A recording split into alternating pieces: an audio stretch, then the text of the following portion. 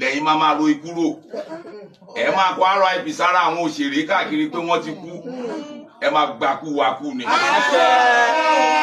Gbogbo ẹni tó bá tún ti póòsì tó ti ro kúrò wá ìbá jẹ́ òṣèré olórin ògo táyé ń fẹ́ ló bá ro kúrò tó fi póòsì nítorí pé òun wá viewer yẹn ó máa ya wèrè kẹ́yìn àjẹ́. Bókété bá dáwọ́ tilẹ̀ igbó ló máa mórílé ìta bá sọ lé ni ó máa rí bẹ́ẹ̀ fún ẹ.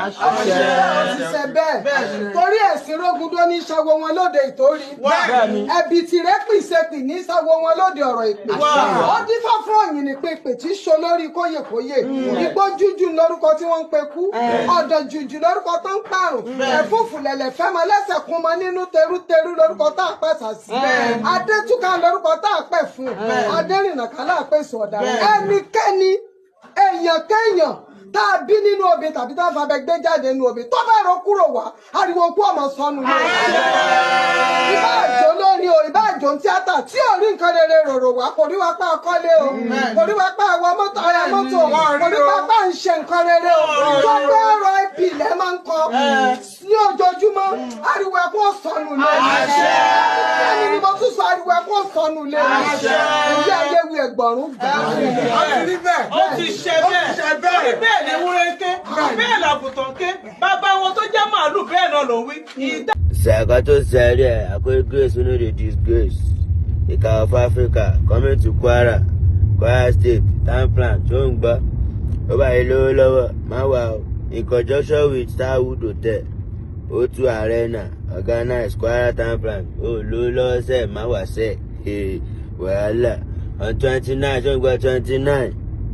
September 2024 ni afternoon show wàhálà kí ni máa fàájà kí ni máa go far ẹnfàǹsì mi tó bá fẹ́ popular as artist tó bá fẹ́ blow má bọ̀ o lè jẹ́ blow kó tó blow o lè blow náà by grace o understand ṣáà tí wàá blow o ti lọ bẹ́ẹ̀. 3 lessons to learn from the broom. As simple as this broom looks, there are 3 major lessons to learn from this broom, especially relating to family. Number 1, unity is power. Now look at this broom. They are all wrapped together and it's very hard to break. Watch me.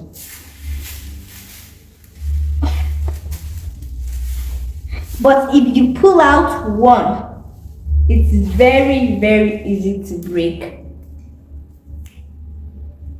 As a family, you have to be united like this broom. Because if you are, it will be difficult for any enemy to destroy you. They won't even want to attack you because they have seen you're all united together. Remember, united we stand, divided we fall. Number 2 lesson to learn from this broom. A strong foundation yields great increase. Now look at the foundation of this broom. They are all together. Can't you see how tight it is? These are different members coming from one foundation. Because the foundation is strong, they all have one purpose, which they achieved together. Just imagine I untie this broom. They will all scatter around. And it will be easy for the different members to go missing or to be destroyed because there's no strong foundation that ties them together. Just imagine this is tied up. Would it perform its duty? Won't it be bending? It won't be able to sweep.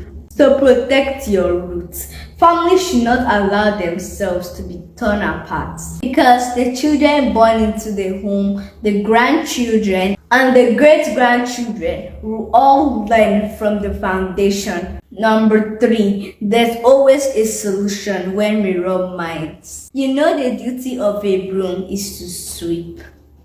You cannot carry one strand of a broom and to be able to sweep. When a family reasons together, they will achieve their purpose. Nobody is an island. No one knows it all.